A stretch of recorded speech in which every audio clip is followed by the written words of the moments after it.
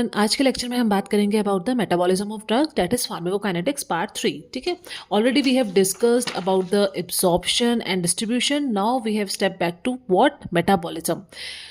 एक बार रिवाइज कर लेते हैं। हमने क्या देखा था कि जब भी आप कोई मेडिसिन लेंगे सबसे पहले वो क्या होगी, एब्जॉर्ब होगी from the site of absorption, then it will enter into the blood stream. Blood stream में एंटर होने के बाद drug will get distributed to the fluids outside and inside the cell.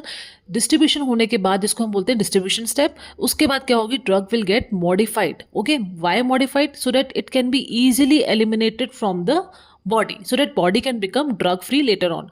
तो ड्रग का क्या मॉडिफिकेशन या फिर we can say bio transformation होना जरूरी है। ठीक है, that's why metabolism is also called as bio transformation. Okay, so this step is called as metabolism, जिसके बारे में आज हम डिटेल में पढ़ेंगे। एंड ये metabolism, the primary site of metabolism in our body is what, liver. Okay, so liver plays an important role.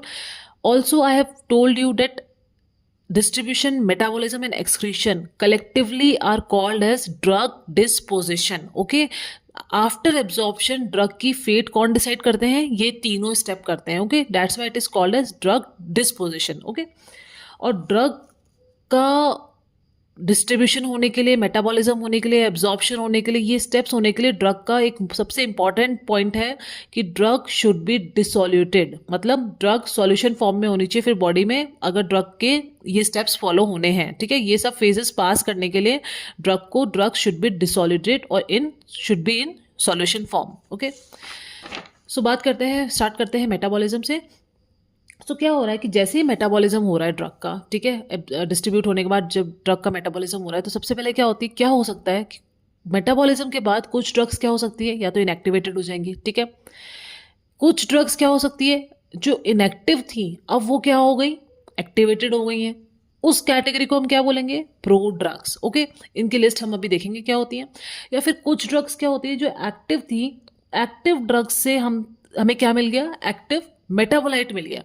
वो drugs कौन सी है, जैसे डायजेपाम हो गया, प्रोपेनोलॉल। तो तीन चीजें हो सकती है, या तो ड्रग क्या हो रही है, इनएक्टिवेटेड हो रही है, या फिर क्या हो रही है, एक्टिवेटेड हो रही है। और एक्टिवेटेड किससे हो रही है, इनएक्टिव से हो रही है या फिर एक्टिव से ही हो रही है। ठीक है, तो इनएक्टिव से अगर हो रही है तो इसको हम क्या बोलेंगे, प्रो ड्रग। ठीक है, और अगर एक्टिव से हो रही है तो कौन सी ड्रग है, डायजेपाम और प्रोपेनोलॉल। ठीक है, तो जो इनएक्टिव से एक्टिवेटेड हो रही है उसको हम बोल रहे हैं pro drugs. This is a very important short note and very very important MCQ. Okay, तो इसको याद करने का एक तरीका है, वो क्या है, मैड पिक्स।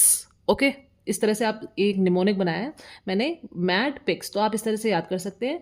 जैसे एम क्या है, मिथाइल डोपा मिनॉक्सिडिल। ए से हो गया एस इनहिबिटर्स, डी से डिपीवेफ्रिन, पी से प्रेडनिसोन प्रोटोन पंप इनहिबिटर्स और प्रोगुएनिल, आई से इरिनोटिकैन, एंड सी से cyclophosphamide, clopidogrel, carbimazole, and S से sulfasalazine. Okay, so these are the drugs. You can remember it as MAD, PICS, mnemonic for what? Pro drugs. Okay, got it? अब बात करते हैं, ये तो हमने देख लेंगे मेटाबॉलिज्म का एंड रिजल्ट क्या हो रहा है, कि या तो ड्रग एक्टिवेट हो रही है, इनएक्टिवेट हो रही है और व्हाट। ठीक है, अब ये प्रोसेस में हेल्प कौन कर रहा है, जो हेल्प कर रहे हैं एंजाइम, उनका नाम क्या है, माइक्रोसोमल और नॉन माइक्रोसोमल। तो ये जो प्रोसेस हो रहा है ये किसकी प्रेजेंस में हो रहा है, एंजाइम्स की प्रेजेंस में हो रहा है। और वो एंजाइम्स कौन से हैं अपने, या तो माइक्रोसोमल है या फिर क्या है, नॉन माइक्रोसोमल है। ओके, तो माइक्रोसोमल एंजाइम कौन कौन से हैं, और ये कहाँ पर होते हैं microsomal enzyme, smooth endoplasmic reticulum में होते हैं। कौन से, स्पेशली माइक्रोसोमल एंजाइम्स। ठीक है, अभी कौन से रिएक्शन में पार्ट लेंगे microsomal enzyme, oxidation, reduction, hydrolysis, glucuronide conjugation. ये 4 टाइप के रिएक्शन है जिसमें पार्ट लेंगे। कैसे याद कर सकते हो, देखो, ऑक्सीडेशन, रिडक्शन, हाइड्रोलिसिस, इसको आप याद कर सकते हैं ORH। जैसे ORS होता है ओरल रिहाइड्रेशन सॉल्यूशन। ठीक है, ऐसे आप इसको ORH की तरह याद कर लो। ठीक है, ऑक्सीडेशन, रिडक्शन और हाइड्रोलिसिस। और उसके अलावा क्या है, ग्लूकोरोनाइड कॉन्जुगेशन, ये बहुत इंपॉर्टेंट रिएक्शन। ठीक है, नॉन माइक्रोसोमल एंजाइम कौन से रिएक्शन में पार्ट ले सकते हैं, ऑक्सीडेशन, रिडक्शन, हाइड्रोलिसिस अगेन। ठीक है, ग्लूटाथाइन कॉन्जुगेशन, यहाँ पे ग्लूकोरोनाइड है, ये क्या है, glutathione conjugation, then acetylation and methylation and sulphation. Okay, हमारे लिए जो इंपॉर्टेंट है वो कौन से हैं, माइक्रोसोमल। ठीक है, अब माइक्रोसोमल में ऑक्सीडेशन में कौन से आते हैं, साइटोक्रोम P450 हो गया, या फ्लेवो मोनो ऑक्सीजनेसिस हो गए। ठीक है, ये किस में आते हैं, ऑक्सीडेशन में जो ये एंजाइम पार्ट लेते हैं। माइक्रोसोमल एंजाइम कौन से होते हैं, एक हो गया मोनो ऑक्सीजनेसिस, साइटोक्रोम P450 और ग्लूकोरोनिल ट्रांसफरेज। ये 3 टाइप के एंजाइम हैं जो कि माइक्रोसोमल एंजाइम है, and these microsomal enzymes are present in smooth endoplasmic reticulum, and ये माइक्रोसोमल एंजाइम है which are subjected to what, induction और इनिबिशन। नॉन माइक्रोसोमल एंजाइम का इंड्यूसर और इनिबिशन, अगर हम कोई ऐसी एजेंट, ऐसा कोई ड्रग दे रहे हैं हम जो कि क्या क्या कर रही है, रिएक्शन को इंड्यूस कर रही है, इनिबिट कर रही है, ये हम आगे देखेंगे डिटेल में अभी, ठीक है। इनका कोई लेना देना नहीं है इससे। जो इंडक्शन और इनिबिशन में इन्वॉल्व हो रहे हैं माइक्रोसोमल एंजाइम्स, जो एंजाइम्स, वो कौन से एंजाइम्स है, माइक्रोसोमल एंजाइम्स, ठीक है, ये इंपॉर्टेंट है। अब आगे देखते हैं हम कौन कौन से मेटाबॉलिक रिएक्शंस हो रहे हैं। ये तो हमने क्या देख लिया, एंजाइम्स के बारे में देख लिया। अब हम देखते हैं कि कौन कौन से मेटाबॉलिक रिएक्शंस हैं, ठीक है। तो मेटाबॉलिक रिएक्शन डिवाइड करते हैं हम फेज 1 और फेज 2 में, ठीक है। देखो, फेज 1 होता है नॉन सिंथेटिक और फेज 2 होता है सिंथेटिक, ठीक है। फेज 1 का काम क्या होता है, they will attach functional group to drug molecule. जैसे ड्रग का मेटाबॉलिज्म हो रहा है, ठीक है, अब ड्रग आई मेटाबोलाइज होने के लिए तो फेज 1 रिएक्शन से जाएगी, तो ये फेज 1 क्या करेगा, they will attach what, functional group to what, drug molecule, ठीक है। जैसे ही फंक्शनल ग्रुप फेज 1 अटैच करेगा ड्रग मॉलिक्यूल के, तो क्या होगा, ड्रग या तो वाटर सॉल्युबल हो जाएगी या फिर क्या हो जाएगी, लिपिड सॉल्युबल हो जाएगी, ठीक है। इस चीज़ को बहुत ध्यान देने की जरूरत है, ये जो कंसेप्ट है क्लियर करना बहुत जरूरी है कि ड्रग यहाँ पर क्या हो जाती है फेज 1 में, वाटर सॉल्युबल या फिर लिपिड सॉल्युबल। फेज 2 में क्या होता है, ये क्या करेगा, ये तो फंक्शनल ग्रुप अटैच कर रहा है, ये क्या अटैच करते हैं, कॉन्जुगेट अटैच करते हैं टू द ड्रग मॉलिक्यूल, ठीक है।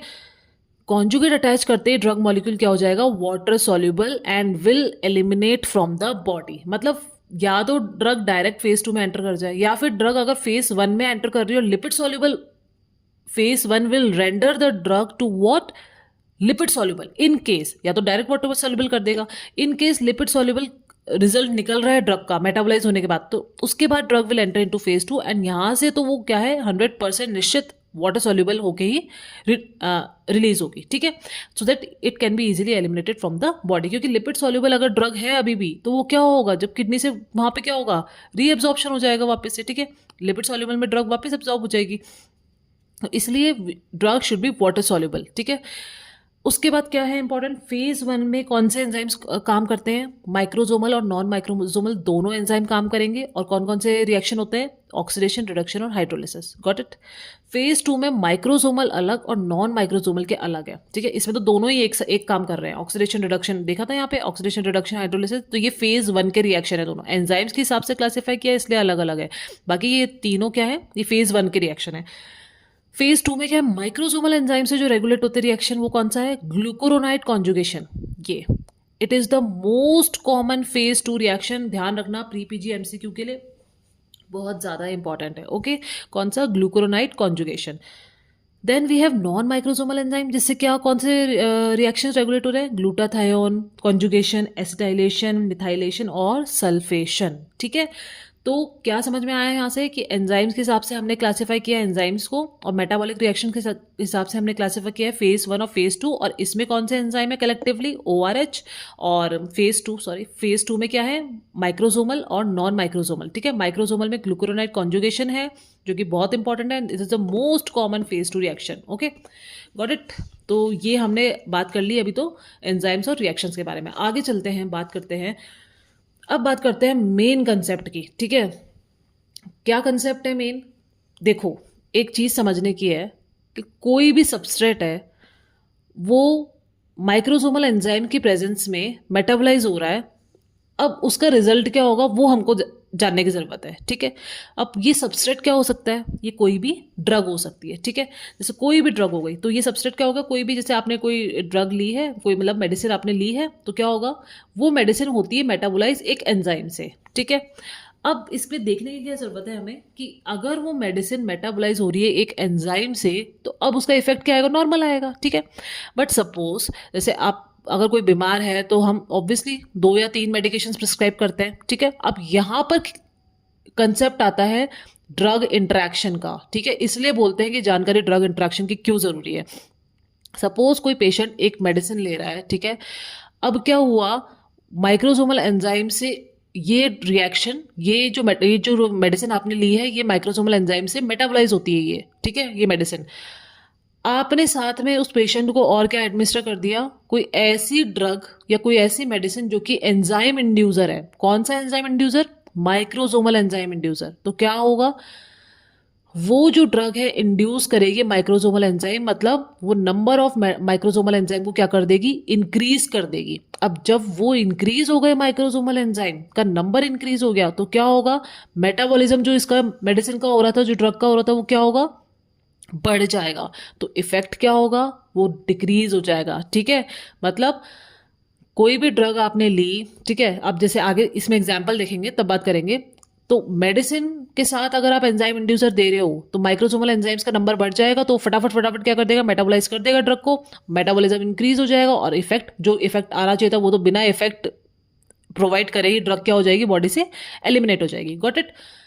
सेकेंड केस क्या बात करते हैं, कोई सबस्ट्रेट मतलब कोई ड्रग है, आपने कोई मेडिसिन ली, वो भी माइक्रोसोमल एंजाइम से मेटाबोलाइज हो रही है। ठीक है, अब आपने साथ में कोई ऐसी ड्रग एडमिनिस्टर मतलब कोई ऐसी प्रिस्क्राइब हो गई आपको ड्रग जो कि क्या है, एंजाइम इनिबिटर है। ठीक है, मतलब जो कि माइक्रोसोमल एंजाइम को इनिबिट कर रही है अपना काम करने से, मतलब माइक्रोसोमल एंजाइम अपना काम करना चाह रहा है लेकिन उसको काम करने से ये क्या कर रही है, रोक रही है। ठीक है, तो क्या होगा, जैसे ये एंजाइम इनिबिटर अपना काम करेगा, इसको रोकेगा, तो मेटाबॉलिज्म जो इस मेडिसिन का होना चाहिए था, मान लो इसका एग्जाम्पल लेके चल रहे हैं आपको समझाने के लिए, इसका 10 मिनट में मेटाबॉलिज्म हो जाना चाहिए था, अब क्या होगा, इसका मेटाबॉलिज्म डिक्रीज हो जाएगा, 10 मिनट के बजाय उसको हो सकता है 50 मिनट लग जाए। ठीक है, एग्जाम्पल लेके चल रहा है आपको समझाने के लिए। ठीक है, तो जो काम ये 10 मिनट में माइक्रोसोमल एंजाइम करने वाला था, अब उसको 50 मिनट, हो सकता है 1 घंटा लग जाए मेटाबोलाइज करने के, तो मेटाबॉलिज्म डिक्रीज हो गया।